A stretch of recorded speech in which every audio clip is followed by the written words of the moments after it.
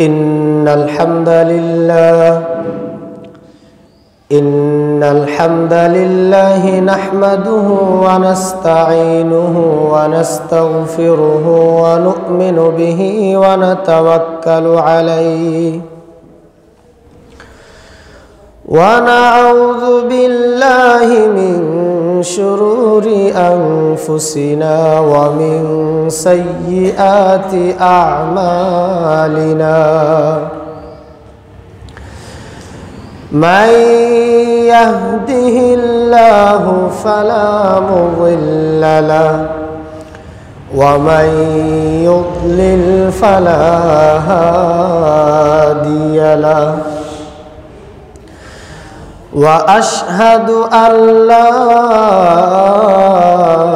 إله إلا الله وحده لا شريك له وأشهد أن محمدًا عبده ورسوله أرسله بالحق بشيرا ونذيرا وداعيا إلى الله بإذنه وسراجا منيرا من يطع الله ورسوله فقد رشد ومن يعص الله ورسوله فإنه لا يضر إلا نفسه ولا يضر الله شيئا أما بعد فقد قال الله تعالى في كلامه المجيد وفرقانه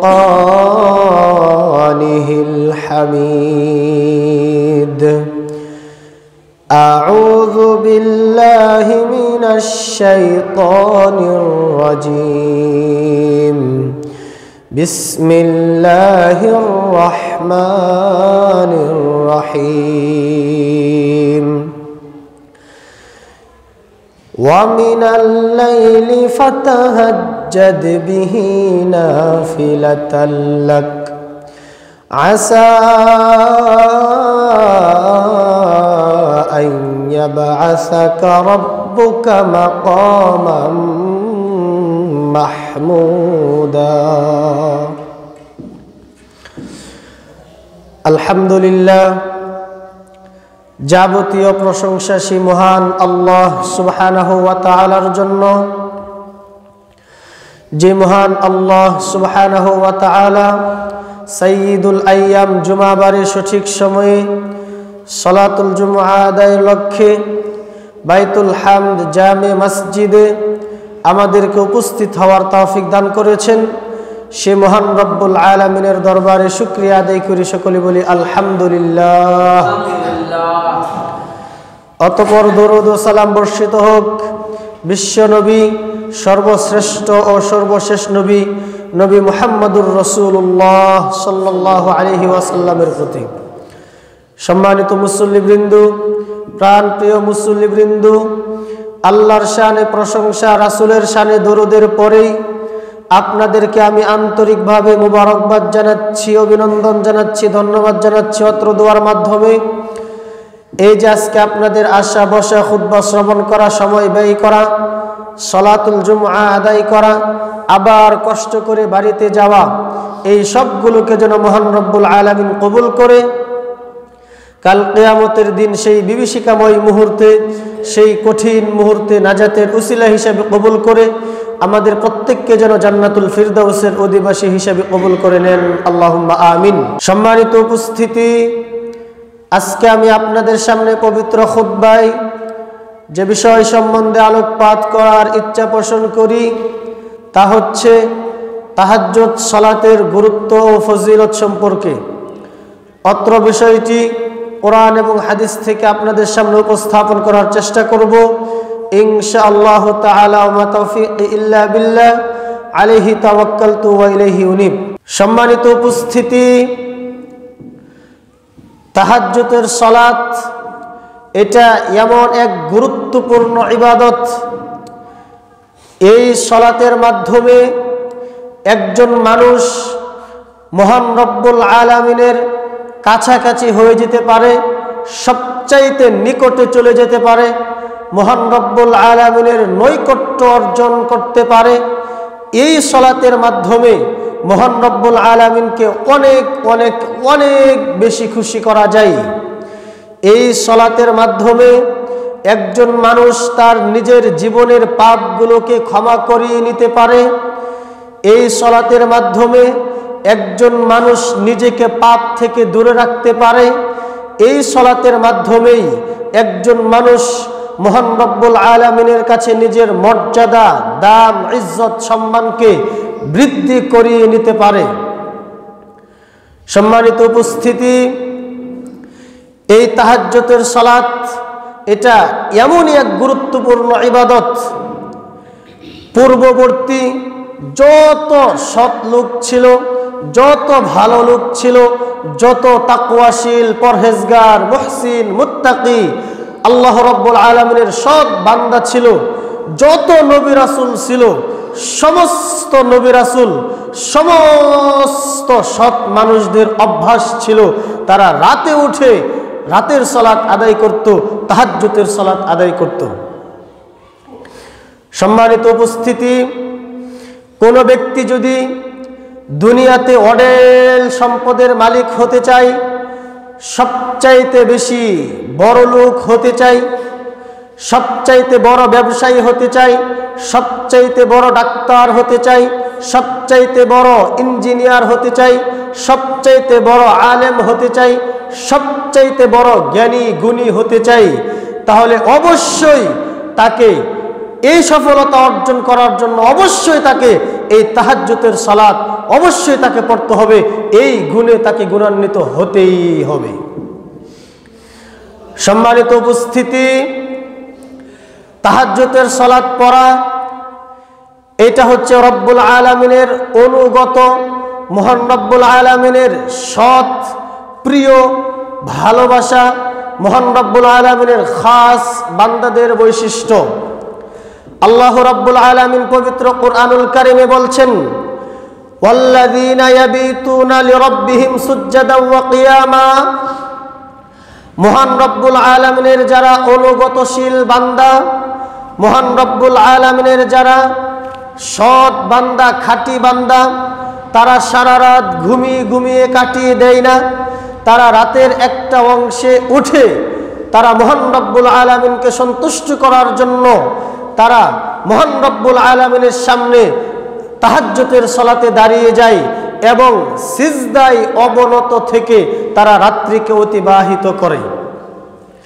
এমনি ভাবে মহান রব্বুল আলামিন পরহেজগার লোকদের পরিচয় দিতে গিয়ে বলছেন, তাতাজাফা জুনুবুহুম আনিল মাদাজি'।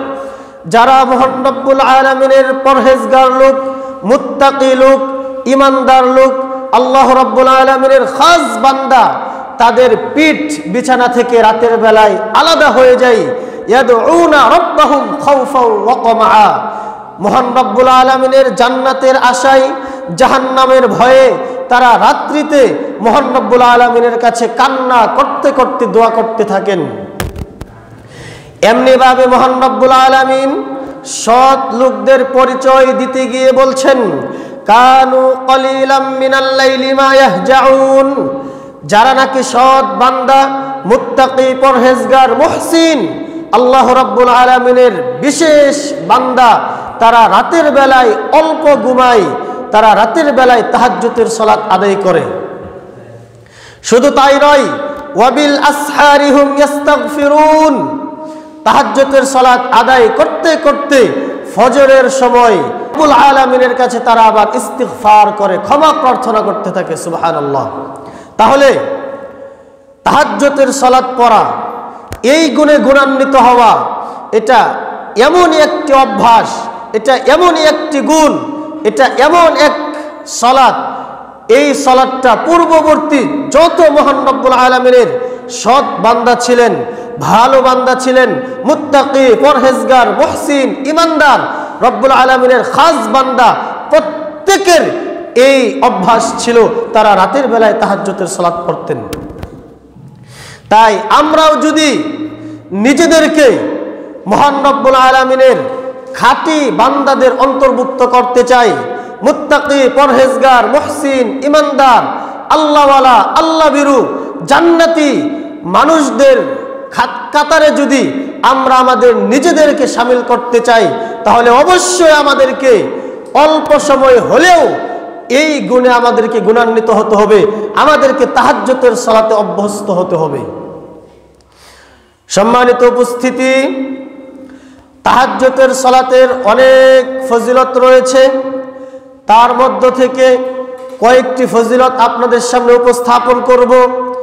এক নাম্বার ফজিলত হচ্ছে 5 ওয়াক্ত ফরজ সালাতের পরে যত নফল সালাত আছে, যত সুন্নত সালাত আছে, সমস্ত নফল এবং সুন্নত সালাত সমূহের মধ্য থেকে ফরজের পরে রব্বুল আলামিনের কাছে সবচাইতে শ্রেষ্ঠ সালাত, সবচাইতে দামি সালাত, সবচাইতে পছন্দনীয় সালাত, সবচাইতে উত্তম সালাত হচ্ছে এই তাহাজ্জুদের সালাত। দলিল মুসলিম শরীফ এই গ্রন্থের 1163 নম্বর হাদিসটি বর্ণিত হয়েছে। রাসূল সাল্লাল্লাহু আলাইহি ওয়াসাল্লামের সাহাবী আবু হুরায়রা রাদিয়াল্লাহু তাআলা আনহু বলছেন, নবী মুহাম্মদ সাল্লাল্লাহু আলাইহি ওয়াসাল্লাম বলেছেন, আফদালুস সালাহ বা'দাল ফারিয়্যিদা, ফরজ সালাতের পরে সবচাইতে শ্রেষ্ঠ সালাত হচ্ছে, সবচাইতে ফজিলতপূর্ণ সালাত হচ্ছে, সবচাইতে উত্তম সালাত হচ্ছে, সবচাইতে মর্যাদাবান সালাত হচ্ছে সালাতুল লাইল, রাতের সালাত, তাহাজ্জুদের সালাত। তাহলে তাহাজ্জুদের সালাতের 1 নাম্বার ফজিলত হচ্ছে ফরজ সালাতের পরে যত সুন্নত বলেন, যত নফল বলেন, সব সুন্নতের থেকে, সব নফলের থেকে ফরজের পরে সবচাইতে সবার আগে যার স্থান, সেই সালাতটি হচ্ছে তাহাজ্জুদের সালাত। এই হচ্ছে 1 নাম্বার ফজিলত। তাহাজ্জুদ সালাতের 2 নাম্বার ফজিলত হচ্ছে পূর্ববর্তী যত সৎ লোক ছিলেন, নবী রাসূল ছিলেন, সমস্ত সৎ লোকদের, সমস্ত নবী রাসূলদের অভ্যাস ছিল তারা রাতের বেলায় তাহাজ্জুদের সালাত আদায় করতেন। দলিল তিরমিজি শরীফ এই গ্রন্থের 3549 নম্বর হাদিসটি বর্ণিত হয়েছে।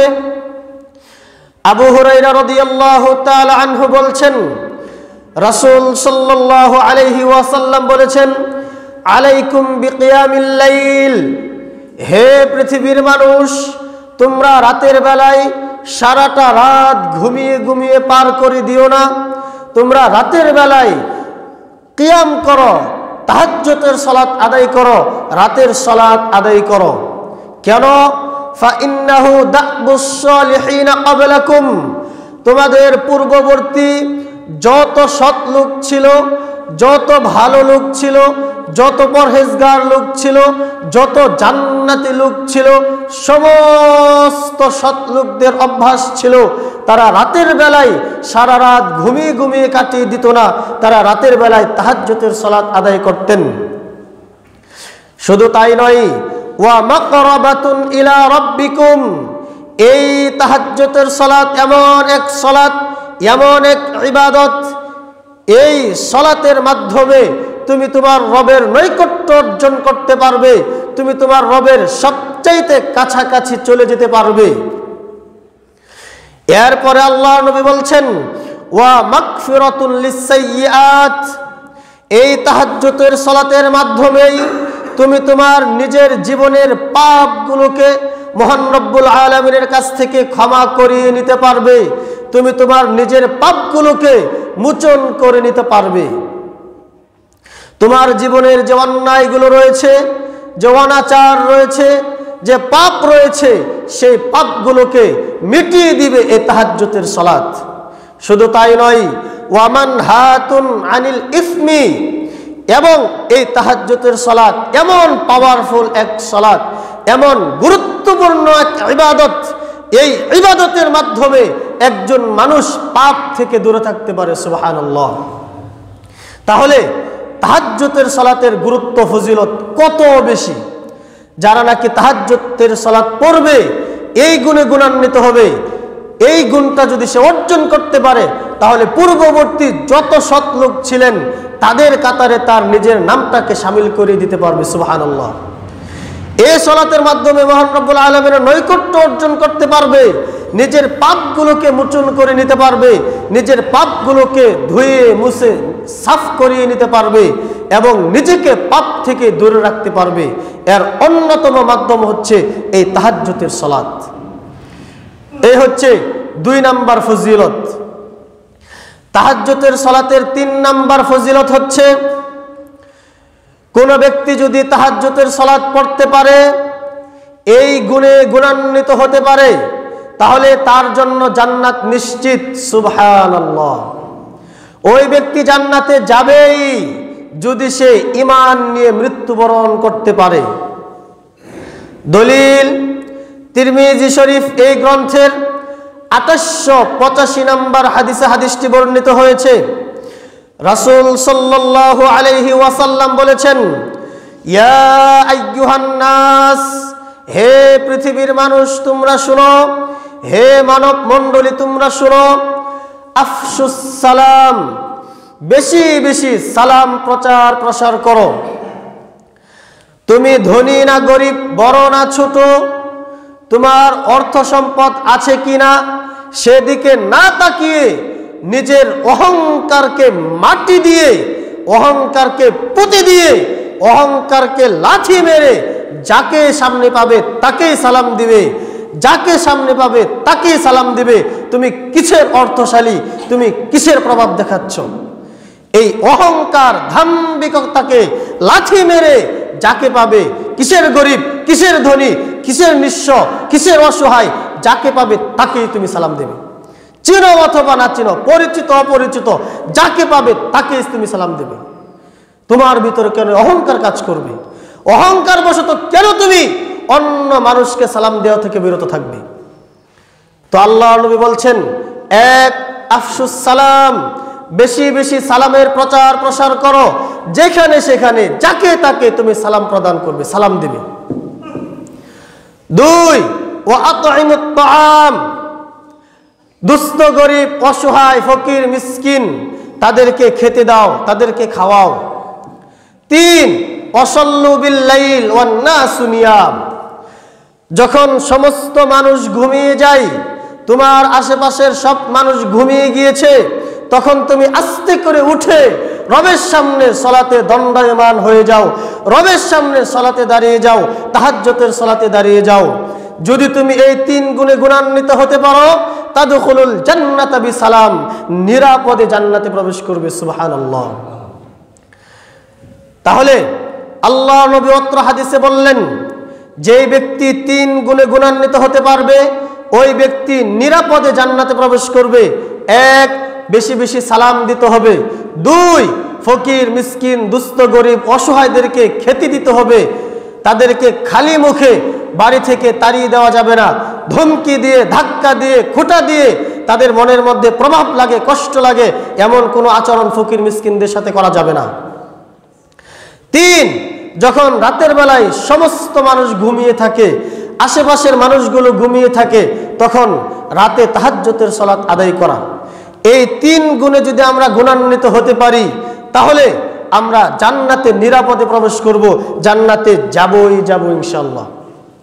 শুধু তাই নয়, আল্লাহ নবী মুহাম্মদ সাল্লাল্লাহু আলাইহি ওয়াসাল্লাম বলেছেন, ইন্না ফিল জান্নাতি গুরাফা, জান্নাতে এমন কতগুলো দামি দামি প্রাসাদ রয়েছে, ঘর রয়েছে, ইউরা যাহিরুহা মিন বাতিনিহা ওয়া বাতিনুহা মিন যাহিরিহা, যেই ঘরের সৌন্দর্যগুলো ঘরের বাহির থেকে ভিতরের সৌন্দর্য, ভিতরের সৌন্দর্য ঘরের বাহির থেকে দেখা যাচ্ছে।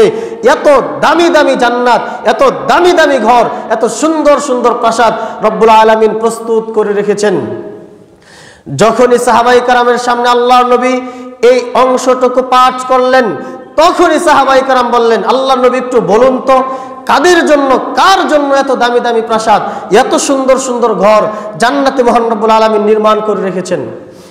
তখন রাসূল সাল্লাল্লাহু আলাইহি ওয়াসাল্লাম বললেন, এক লিমান আতআমাত তাআম, যারা নাকি অন্যকে খাওয়াতে পারে, দুস্থ গরিব ফকির মিসকিন অসহায়দেরকে যারা নাকি খাবার খাওয়াতে পারে, ফকির মিসকিনদেরকে যারা নাকি 10টা 5টা টাকা দিতে পারে, যারা নাকি অসহায় বিধবাদের পাশে সাহায্য করার জন্য দাঁড়াতে পারে, এই শ্রেণীর মানুষ।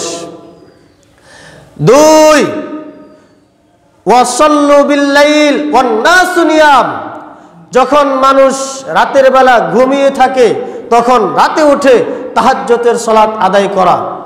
তিন ওয়াত্তাবা'আস সিয়াম, যারা নাকি নফল সিয়ামগুলো পালন করে, যে নফল সিয়ামগুলো রয়েছে ধারাবাহিকভাবে এই নফল সিয়ামগুলো তারা পালন করে। তাহলে আল্লাহ নবী 1 নম্বরে বললেন লিমান আতআমাত তাআম ওয়াত্তাবা'আস সিয়াম ওয়া সাল্লা বিল্লাইল ওয়ান নাসু নিয়াম।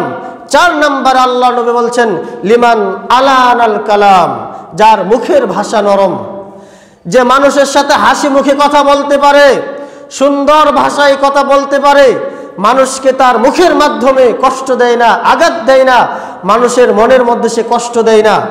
তার মুখের ভাষা কর্কশ নয়, মুখের ভাষা বড় মিষ্ট, মুখের ভাষা বড় মধুর। তার সাথে কথা বললেই আরো বেশি কথা বলতে মন চায়, তার মুখের দিকে তাকাইলেই অন্তরটা ভরে যায়, সে কর্কশবাসী নয়, এই লোক।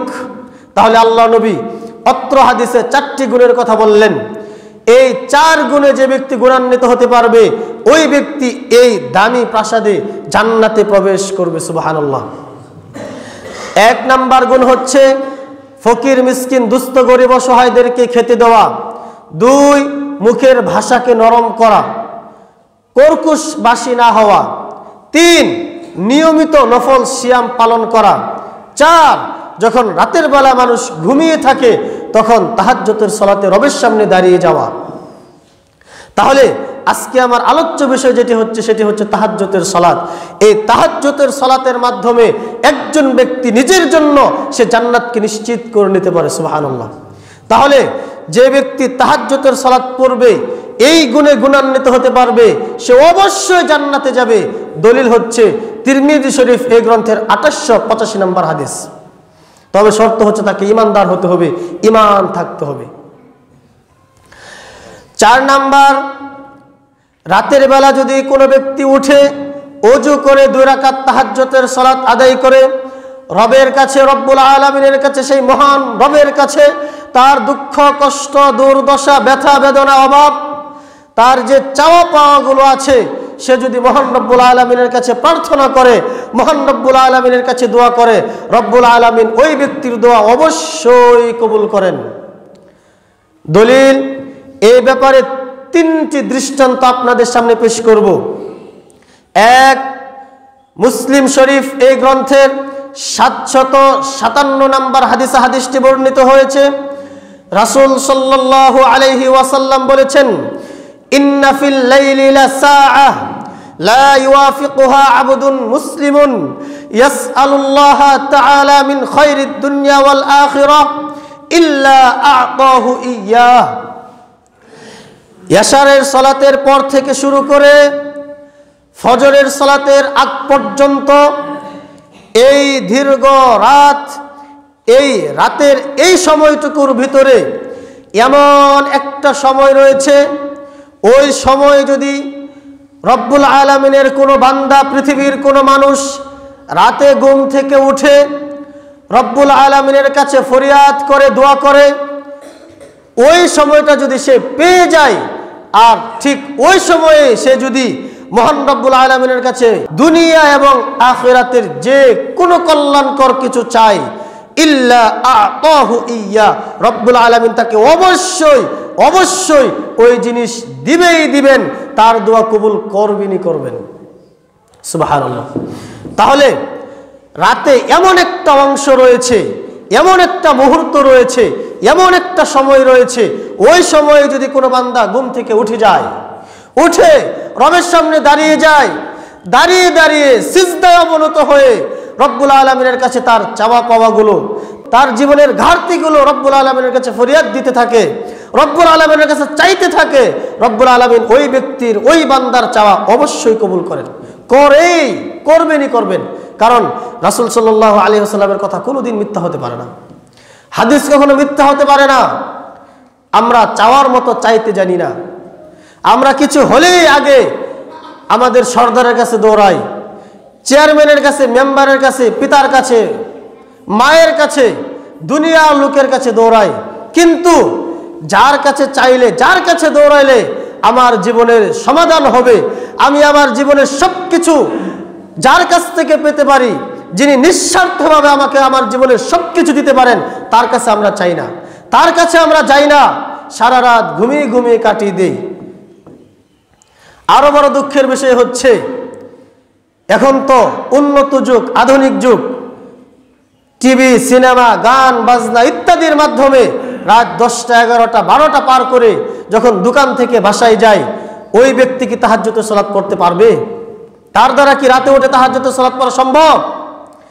আপনি যদি ফজরের পর থেকে কাজকর্ম শুরু করেছেন, আপনি কর্মব্যস্ত থেকেছেন সারাটা দিন, মাগরিবের সময় আসছেন, এসে মাগরিবের পরে খাওয়া দাওয়া করে আসরের সালাত পড়েই আপনি যদি আবার শুয়ে যান, অনেক দীর্ঘ রাত, অনেক লম্বা রাত, আপনি 4-5 ঘন্টা ঘুমানোর পরেই আপনার ঘুম অনায়াসে এমনিতে ভেঙে যাবে।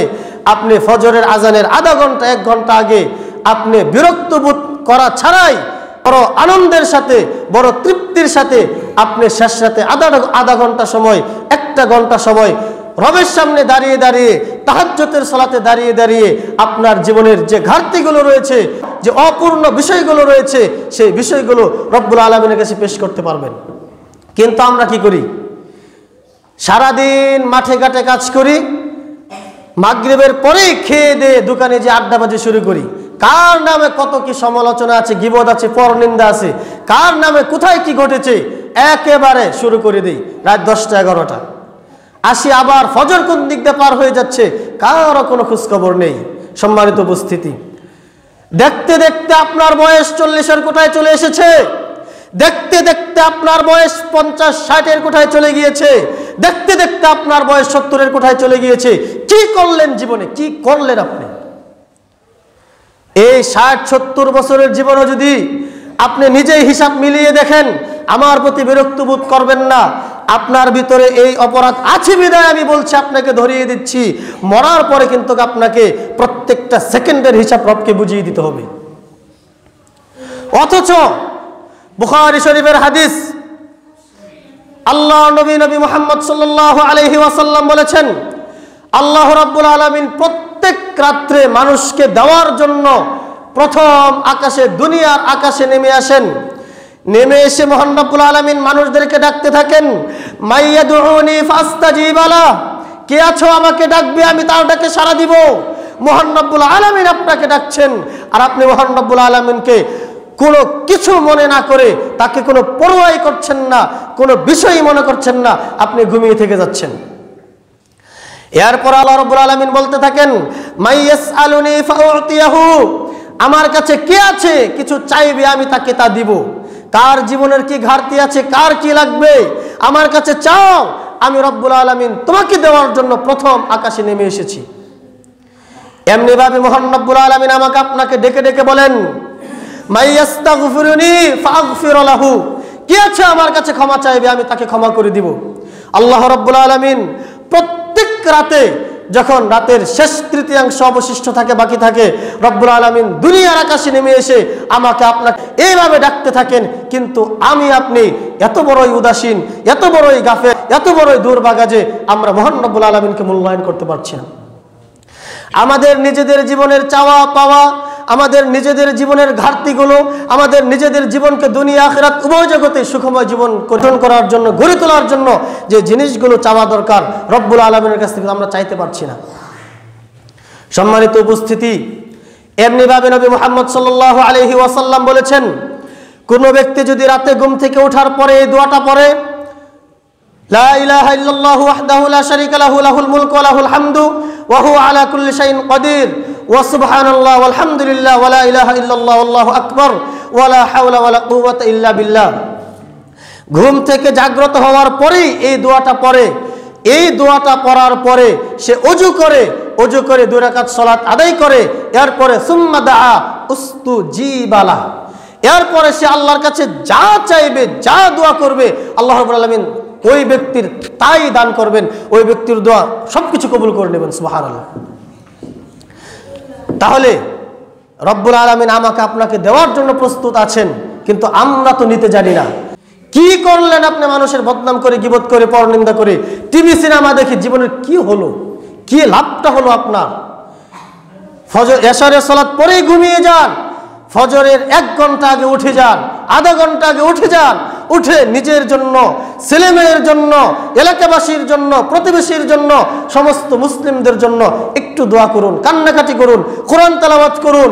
নিজের জীবনটাকে পরহেজগার, সৎ, ভালো মানুষদের কাতারে শামিল করার জন্য একটু চেষ্টা করুন। আল্লাহ আমাদেরকে সেই তৌফিক দান করুন, আমিন। তাহলে 4 নাম্বার তাহাজ্জুদ সালাতের ফজিলত হচ্ছে, যারা নাকি তাহাজ্জুদের সালাত আদায় করে রব্বুল আলামিনের কাছে দোয়া করবে, আল্লাহ রাব্বুল আলামিন ওই ব্যক্তিদের দোয়া অবশ্যই কবুল করবেন। 5 নাম্বার ফজিলত হচ্ছে, মিশকাত শরীফ এই গ্রন্থের 1201 নাম্বার হাদিসটি বর্ণিত হয়েছে। রাসূল সাল্লাল্লাহু আলাইহি ওয়াসাল্লাম বলেছেন, মান কামা বিআশরি আয়াতিন, কোন ব্যক্তি যদি রাতে তাহাজ্জুদের সালাতে দাঁড়িয়ে দাঁড়িয়ে মাত্র 10টি আয়াত তেলাওয়াত করতে পারে, পাঠ করতে পারে, লাম ইউক্তাব মিনাল গাফিলিন, মহান রব্বুল আলামিন ওই বান্দাকে অলস, উদাসীন, গাফেল বান্দাদের নাম থেকে তার নামটাকে কেটে দিবেন। সুবহানাল্লাহ। শুধু তাই নয়, এরপরে আল্লাহ নবী বলেছেন, ওয়ামান কামা বিমিআতি আয়াতিন কুতিবা মিনাল কানিতিন, কোন ব্যক্তি যদি তাহাজ্জুদের সালাতে দাঁড়িয়ে দাঁড়িয়ে 100 আয়াত পাঠ করতে পারে, তাহলে মহান রব্বুল আলামিনের যারা সৎ বান্দা, নবী, রাসূল, পরহেজগার, সিদ্দিক, শুহাদা, সৎ, মুহসিন, ওই সমস্ত সৎ বান্দাদের নামের তালিকায় আপনার নামটাকেও লিপিবদ্ধ করে দিবেন। সুবহানাল্লাহ, কত ফজিলত! এমনি ভাবে আল্লাহ নবী বলেছেন, ওয়ামান কামা বিআলফি আয়াতিন কুতিবা মিনাল মুকান্তারিন, কোন ব্যক্তি যদি রাতে উঠে তাহাজ্জুদের সালাতে 1000 আয়াত পাঠ করতে পারে, তাহলে অসংখ্য, অগণিত, অজস্র, বেহিসাব, সীমাহীন সব ওই ব্যক্তির আমলনামায় লেখা হয়। সুবহানাল্লাহ। এইভাবে তাহাজ্জুদের সালাতের এত ফজিলত। 6 নাম্বার যে ফজিলত সেটি হচ্ছে, মিশকাত শরীফ এই গ্রন্থের 1230 নাম্বার হাদিসটি বর্ণিত হয়েছে। রাসূল সাল্লাল্লাহু আলাইহি ওয়াসাল্লাম বলেছেন, রহিমাল্লাহু রাজুলান কামা মিনাল লাইল ফাসাল্লা, কোন স্বামী যদি রাতের বেলায় ঘুম থেকে জাগ্রত হয়ে যায়, জাগ্রত হয়ে সে সালাত আদায় করে, ও আইকাযা ইমরাতাহু, সে নিজে জাগ্রত হয়েছে, সালাত আদায় করছে, সে তার স্ত্রীকে ভালোবেসে তার স্ত্রীকে ঘুম থেকে জাগ্রত করে, ফাইন আবাত, তার স্ত্রী যদি ঘুম থেকে জাগ্রত না হতে চায়, নাদহা ফি ওয়াজহিহাল মা, তার স্ত্রীর মুখে হালকা করে পানি ছিটিয়ে দেয়, যাতে করে তার স্ত্রীর ঘুমটা ভেঙে যায়। আল্লাহ নবী জানিয়ে দিয়েছেন, এমন যদি কোনো স্বামী কোনো স্ত্রীর সাথে করে থাকে, তাহলে ওই স্বামীকে আল্লাহ রাব্বুল আলামিন রহমতের চাদরে জড়িয়ে নেন। সুবহানাল্লাহ। অনুরূপভাবে কোনো স্ত্রী যদি রাতের বেলায় ঘুম থেকে উঠে তাহাজ্জুদের সালাতে দাঁড়িয়ে যায়, স্বামী ঘুমিয়ে আছে, স্বামীকে ঘুম থেকে জাগ্রত করার জন্য সে চেষ্টা করছে, সে রব্বুল আলামিনের ভালোবাসা পাওয়ার জন্য আমাকে রাতে তাহাজ্জুদের সালাতে জাগ্রত করছে, এমন স্বামীকে জাগানোর চেষ্টা করে। তো বলছিলাম, কোন স্বামী স্ত্রী যদি রাতে উঠে তাহাজ্জুদের সালাত আদায় করে, পরস্পরকে সাহায্য সহযোগিতা করে, তাহলে এমন স্বামী স্ত্রীর উপর মহান রব্বুল আলামিন দয়া, মায়া, ভালোবাসার চাদরে তাদেরকে জড়িয়ে নেন। সুবহানাল্লাহ। সর্বশেষ 7 নাম্বার যে ফজিলত সেটি হচ্ছে, আল্লাহ রাব্বুল আলামিন এমন ব্যক্তিকে দেখে হাসেন এবং ফেরেশতাদেরকে বলেন, মা হামালা আবদি হাযা আলা মা সানাআ, হে ফেরেশতারা তোমরা সাক্ষী থাকো, আমি তো রব সব জানি, তারপরেও দেখো এই কনকনে শীতের রাতে আমার এই বান্দা সবাই ঘুমিয়ে আছে, সে রাতের বেলায় উঠে এত শীতের মধ্যে কেন সে তাহাজ্জুদের সালাতে দাঁড়িয়ে গিয়েছে। তখন ফেরেশতারা বলে, রব 2টি কারণে, এক, রাজা আমা ইনদাক, আপনার কাছে যে পুরস্কার জান্নাত রয়েছে, এই পুরস্কার জান্নাত পাওয়ার আশায়, ওয়া শাফকাতাম মিম্মান ইনদাক, এবং আপনার যে গজব, শাস্তি, জাহান্নাম রয়েছে, এই জাহান্নাম থেকে মুক্তি পাওয়ার জন্য। তখন রব্বুল আলামিন ফেরেশতাদেরকে বলেন, হে ফেরেশতারা তোমরা সাক্ষী থাকো, উতিতুহু মা রাজা, আমার এই বান্দা আমার কাছে যে পুরস্কার রয়েছে এই পুরস্কারের আশায় সে যে রাতের বেলায় তাহাজ্জুদের সালাতে দাঁড়িয়ে গিয়েছে, এই কারণে আমি তাকে জান্নাত দিয়ে দিলাম, আমার এই পুরস্কার দিয়ে দিলাম। সুবহানাল্লাহ। শুধু তাই নয়, ও আম্মানতুহু মিম্মা ইয়াখাফ, আমার বান্দা আমার কাছে যে গজব রয়েছে, যে শাস্তি রয়েছে, যে জাহান্নাম রয়েছে, এই জাহান্নাম থেকে মুক্তির জন্য সে যে রাতের বেলায় উঠে, শীতের রাতে উঠে তাহাজ্জুদের সালাতে দাঁড়িয়ে গিয়েছে, এই কারণে আমি আমার এই গজব থেকে তাকে মুক্তি দিয়ে দিলাম, নিরাপদ করে দিলাম। সুবহানাল্লাহ। এই হচ্ছে তাহাজ্জুদ সালাতের ফজিলত। তো আজকে আমরা সংক্ষিপ্ত সময়ে তাহাজ্জুদের সালাত সম্পর্কে মোটামুটি প্রথমে তাহাজ্জুদের গুরুত্ব সম্পর্কে জেনেছি, এরপরে আমরা তাহাজ্জুদের সালাতের মোটামুটি 7টি ফজিলত জেনেছি। তো আল্লাহ রাব্বুল আলামিনের কাছে ফরিয়াদ দিচ্ছি, হে আল্লাহ, আমি সহ আমাদের প্রত্যেককে এই গুণে আমাদেরকে গুণান্বিত হয়ে দুনিয়া আখিরাত উভয় জগতে সুখময় জীবন গঠন করার তৌফিক দান করুন। আমিন।